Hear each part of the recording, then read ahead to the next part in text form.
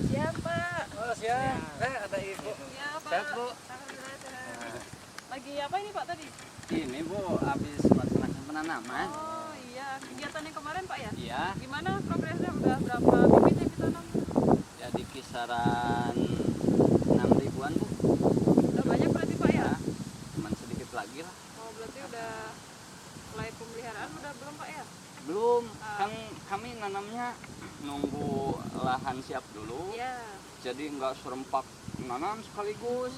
Gitu. Kita yang udah bersih baru kami tanam. Tanam, Pak ya. Bahkan kalau yang pertama ditanam udah bertumbuh kalau Oh iya Pak, soalnya kan tahapan buat penanaman selanjutnya ada pemeliharaan Pak ya. Pemeliharaan Oh, itu kan iya. ada penyiangan, pendangiran, pemupukan, sama penyelaman. Kalau untuk penyiangan sendiri kan yang tadi kata Bapak bilang udah mulai tumbuh rumput. Iya. Jadi perlu di penyiangan, membersihkan gulma rumput di sekitar bibit itu. Terus pendangiran sendiri bisa dengan menggemburkan tanah yang di sekitar bibitnya. Dengan pemupukan juga kan mungkin ada yang udah perlu pemupukan tuh Pak tanamannya, ada yang kurang nutrisi. Iya. Jadi kita Oh, iya. perlu tambah nutrisinya ya Pak Iya. ya. Terus untuk penyulaman mungkin udah ada bibitnya yang tumbuhnya nggak bagus Pak, bisa diganti lagi dengan Oh, bibit iya, yang iya. baru gitu. Nah, yang pertama nanam udah kayak gitu Bu gulmanya. Oh iya, udah mulai banyak berarti Pak ya? Iya. Berarti itu harus dibersihin, Iya, bersih dibersihin tangkir. berarti di pemeliharaan penyiangannya Pak. Buat ini Pak langsung bisa dipraktekkan Oh nanti iya, kita ya. cara Mumpung pemeliharaannya, ada Pak ya? ibu, Boleh, Pak. saya itunya tata caranya gimana gitu.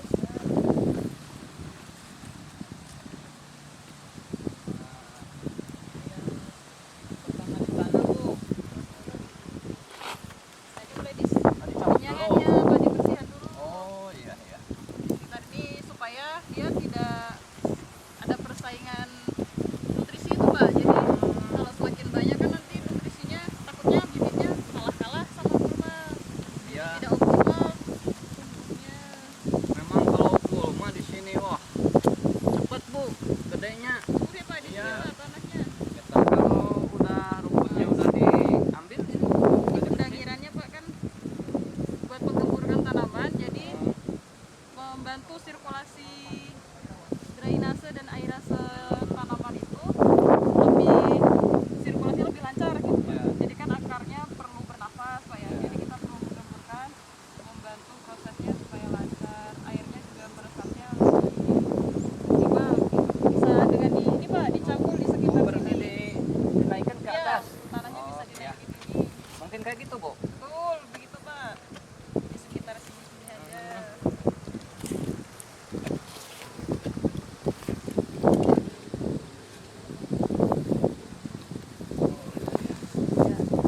Bisa nanti sama anggota yang lain Pak ya. Iya. Ya selesai nanam. Ajirnya ini Pak ya nggak ada di tali, jadi kurang kuat iya, gitu iya, Pak ya. iya. Kalau bisa ditali biar dia tidak kalau kena angin di sini nggak patah. Gitu. Terus tumbuhnya juga bisa lurus langsung ke atas. Iya, jadi nutrisi tambahan mungkin Pak ya. Jadi bisa dikasih pupuk mau organik ataupun kimia sesuai dengan kebutuhannya. Nanti buat pemupukannya sendiri di sekitar sini aja Pak, jangan langsung di tempat apa dekat dengan Mata. ya maksudnya kan terlalu panas karena cuaca juga nanti malah tidak optimal pemupukannya. Yang bagus Bu. Mudah-mudahan juga tanaman yang udah ditanam nanti bisa tumbuh semua Pak ya. Amin. Bisa menghasilkan, bisa Amin. bermanfaat buat kelompok. Ya. Tetap semangat Pak ya, Ya, dalam terima kasih menanamnya. banyak Bu Eko. Ya. Sehat-sehat Bu. Siap, makasih Pak. Hati-hati di Permisi. jalan. Siap.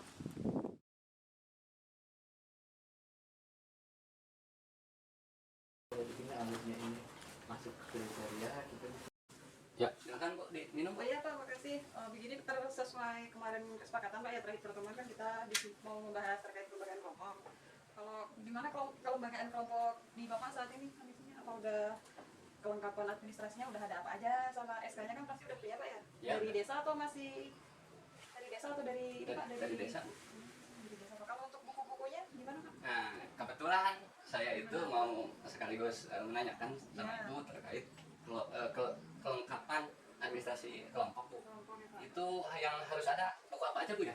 Kalau untuk kelengkapan bukunya, Ya. menurut Permen LHKP 89 tahun 2018 di pedoman kelompok tani hutan itu, kelompok itu setidaknya harus punya buku yang pertama buku tamu kayak buku daftar anggota, buku kas, buku inventaris alat dan bahan dari kelompok, sama ada buku notulen biasanya Pak untuk kegiatan. Nah kebetulan saya di sini udah bawain contoh buku-bukunya Pak, ini bisa dilihat. Nah, kalau kita belum punya nanti bisa saya dampingi untuk cara pembuatannya sama formatnya juga sudah sesuai ini, kita nanti tinggal panduan untuk mengisinya. Kebetulan belum lengkap Bu nih. Itu apa yang dimaksud buku notulen itu peruntukan untuk apa Bu? Nah, kalau untuk buku notulen itu sendiri, kalau kelompok kan biasanya ada pertemuan rutin Pak ya dengan anggota, Iya. bisa sebulan sekali atau sebulan 2 kali. Nah di buku notulen itu ada kolom untuk tanggal Pak, jadi setiap kegiatan itu ditulis tanggal berapanya, terus pesertanya itu siapa aja, mungkin dari kelompok yang hadir nggak semua Pak ya, cuma Iya. beberapa persennya, terus lokasinya di mana waktu ada pertemuan tersebut, perihal yang dibahas apa aja saat itu, sama rinciannya secara jelas, maksudnya yang dibahas saat itu apa aja ditulis jelas Pak, biar kita punya arsip untuk kelompok kan ada Semacam dokumen ada itu. apa namanya?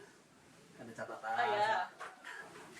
Ada catatannya Pak. Jadi selain itu juga perlu dokumentasi Pak untuk bukti kalau kelompok sudah pernah melakukan kegiatan-kegiatan tersebut. Penanaman juga bisa dimasukkan di notulen tersebut Pak kalau ada. Iya.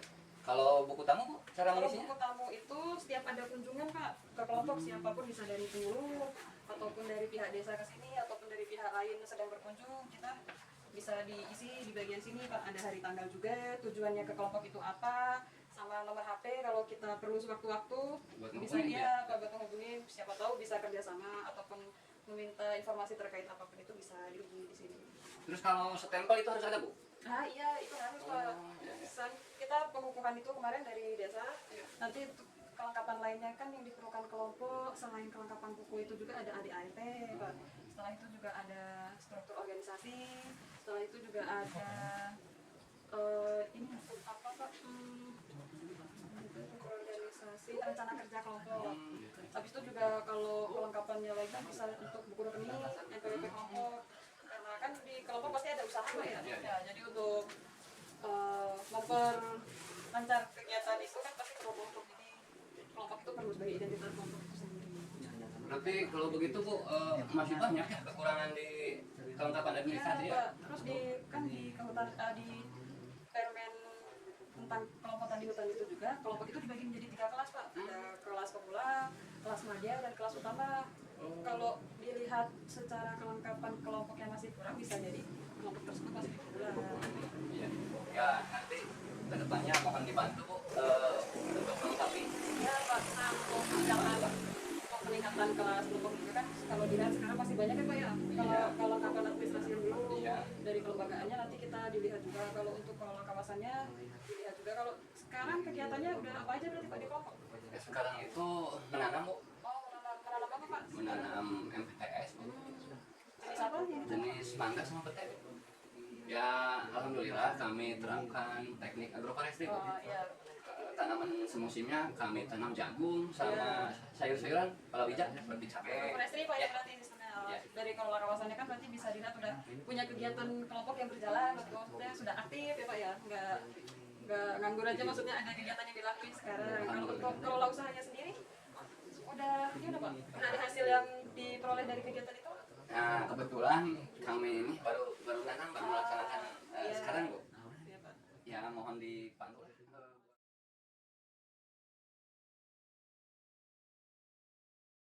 Untuk pemilihan jenis tanaman yang cocok di Kecamatan Panjairan ini bisa disesuaikan dengan kondisi wilayahnya Pak, topografinya dan minat masyarakat di sekitar. Kalau dilihat sehari-harinya kan minat masyarakat kebanyakan memilih tanaman buah-buahan Pak ya? Ya, sekarang ini memang sudah beralih Bu ya dari tanaman kayu. Sekarang minat masyarakat itu banyak ya ke buah. Iya, karena tanaman buah itu sendiri juga selain untuk manfaat lingkungan bisa juga digunakan untuk ekonominya. Jadi masyarakat lebih banyak berminat untuk menanam buah-buahan. Selain itu, kalau untuk di daerah kampus kan nanti pasti dilalui banyak kendaraan, Pak ya.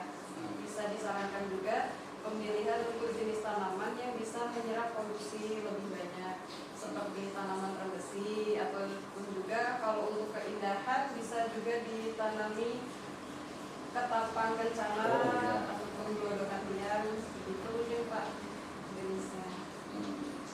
Itu kalau dinas kehutanan ya, Ya. itu barangkali ada program atau apa kegiatan yang untuk masyarakat khususnya desa-desa yang berbanjir. Kira-kira program apa aja yang ada di dinas kehutanan?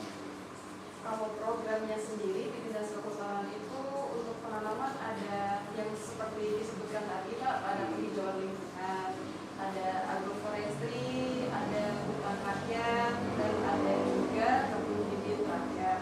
Kalau untuk penghijauan lingkungan ini kan dia dengan luasan yang tidak terlalu luas Pak ya, sekitar kampus kan mungkin bukan di satu hamparan, jadi bisa di beberapa titik secara berpencar-pencar gitu Pak ya. Nah, kalau untuk agroforestry ini dia harus di satu lahan yang satu hamparan gitu, dengan luasan minimal itu 5 hektar Pak untuk bisa dijadikan. Ya. Dan di agroforestry ini proses penanamannya itu difokuskan dengan tanaman pokoknya buah-buahan atau NPTS Pak, sedangkan dicampur dengan tanaman kayu-kayuan. Kalau untuk hutan rakyat itu sendiri difokuskan dengan menanam tanaman kayu-kayuan untuk tanaman pokoknya. Selain itu untuk kebun bibit rakyat sendiri itu dimulai dengan proses penyemaian sendiri oleh kelompok, dimulai dari benih disemaikan secara mandiri sampai menjadi bibit untuk siap tanam. Begitu. Ini kalau misalkan masyarakat mau minta bibit gitu ya, nah, misalkan sekarang ini musim hujan nih, Ya. Kemudian kalau masyarakat mau minta bibit menanam ini untuk penghijauan lingkungan khususnya gitu, ini kemana nih? Apa ada persyaratan khusus atau gimana? Iya Pak, kalau untuk persediaan bibit di kantor kami di cabang dinas kehutanan wilayah 8 ada persediaan bibit dari tanaman kayu-kayuan dan NPTS, namun dengan jumlah terbatas dan jenis juga yang terbatas Pak. Ada juga dari di persemaian BPDS Cimanuk Citandui, di sana juga terdapat tanaman kayu-kayuan dan juga buah-buahan dengan jumlah yang lebih banyak Pak. Namun untuk permohonannya itu diperlukan surat permohonan dari yang pemohon Pak, bisa dalam bentuk kelompok ataupun juga dari pemerintah desa. Kalau untuk di persemaian tersebut bisa pemohon menggunakan fotokopi KTP Pak untuk perorangan. Jadi yang bersangkutan bisa membawa fotokopi KTP ke persemaian langsung. Di sana kita bisa mendapat 25 bibit Pak dengan jenis sesuai dengan keinginan kita. Untuk Pak. Ya, makasih Ibu ya atas informasinya dan makasih banget nih buat kami di Kecamatan Pangandaran. Mungkin nanti kita akan sosialisasikan ini ya ke desa-desa ya. Ya, Pak. Terima kasih Pak atas waktunya. Nanti ditunggu untuk kerjasama dalam penanaman bibitnya. Ya, makasih.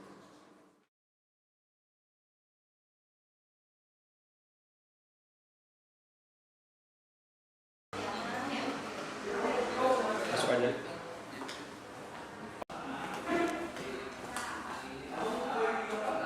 Dinda, tadi saya melihat ada seseorang yang memberikan bingkisan ya Bu ke Ibu. Kalau boleh tahu dari siapa ya Bu, dalam rangka apa?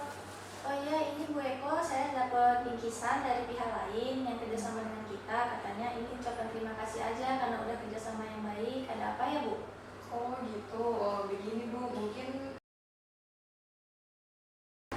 Oh iya Bu Eko, ini tadi saya dapat bingkisan dari pihak lain. Katanya ini bentuk terima kasih aja atas kerjasama kita udah berjalan dengan baik. Ada apa ya Bu? Oh, begini Bu, saya paham mungkin menurut Ibu itu sesuatu hal biasa ya. Tapi karena kita sebagai ASN harus berhati-hati Bu dalam setiap menerima apapun itu, karena dalam bekerja kan kita harus tetap menjunjung tinggi integritas dan nilai-nilai anti korupsi Bu. Salah satunya kan dengan tidak menerima bentuk gratifikasi Bu, baik dalam bentuk apapun yang berhubungan dengan kinerja kita Bu. Tindak pidana korupsi itu diatur dalam Undang-Undang Nomor 31 Tahun 1999 tentang tindak korupsi Bu. Oh, tapi ini saya nggak minta Bu, ini dikasih aja, nggak. Oh, tapi ini mereka kasih secara sukarela Bu, sayanya nggak minta. Apa ini masuk gratifikasi juga Bu? Iya Bu, berdasarkan peraturan yang berlaku, segala bentuk pemberian yang kita terima sebagai ASN yang berhubungan dengan kewajiban dan tugas kita itu bisa dianggap sebagai gratifikasi Bu. Iya Bu, berdasarkan peraturan yang berlaku, setiap pemberian dalam bentuk apapun yang diberikan kepada ASN karena jabatan dan tugasnya itu bisa dianggap gratifikasi Bu. Baik itu barang yang besar ataupun kecil, yang murah ataupun mahal, tetap harus diwaspadai Bu. Jika tidak melaporkannya, itu bisa dianggap sebagai salah satu tindak korupsi Bu. Maka dari itu, walaupun meskipun niat mereka baik, tapi kita tidak bisa memastikan ke depannya Bu, apabila mereka mengharapkan balasan dari pemberian yang telah diberikan ke kita. Oh, gitu ya Bu. Ya Bu, sebelumnya juga pernah kelompok saya memberikan amplop dan juga proposal. Mereka tidak mengatakan tujuan dari memberi amplop itu apa, tapi mereka mengharapkan dari proposal yang diajukan dan amplop itu kegiatan yang mereka ajukan bisa diloloskan. Sedangkan dalam proses pengajuan kegiatan tersebut kan ada beberapa tahapan Bu ya. Nah, seperti survei lapangannya, kita melihat kesesuaian lokasinya di mana, itu pun harus ada persyaratan yang dipenuhi serta kelengkapan dari dokumen kelompok itu sendiri. Maka dari itu saya menolak Bu, karena itu bisa dianggap sebagai gratifikasi karena mereka mengharapkan imbalan dari hal tersebut. Dan dengan begitu saya juga memberikan pemahaman kepada kelompok bahwa hal tersebut tidak seharusnya dilakukan. Dan karena saya sebagai penyuluh kehutanan yang mendampingi kelompok melakukan kegiatan, itu kan sudah menjadi kewajiban saya Bu ya sebagai ASN. Saya juga sudah mendapat hak saya dari gaji pemerintah, sehingga tidak perlu lagi ada pemberian-pemberian tersebut selagi kita memberikan pelayanan kepada masyarakat. Oh, begitu ya Bu. Terima kasih ya Bu udah ngingetin saya dan udah ngasih tahu saya. Saya tidak mau dianggap gratifikasi Bu. Jadi pengen bikisannya saya apain ya Bu? Langkah terbaiknya bisa dengan melaporkan kejadian ini ke pihak yang berwenang Bu, bisa dengan ke pihak KPK ataupun ke inspektorat kita, bisa dengan juga mengunjungi web KPK terkait dengan aduan masyarakat Bu. Di situ juga tercantum email, WA-nya juga ada, nomor teleponnya juga ada. Kita tinggal menjelaskan kronologi kita sebagai pelapor gimana situasi saat kita kejadian tersebut, sehingga penerima bisa memahami situasi yang terjadi Bu. Menurut saya gitu.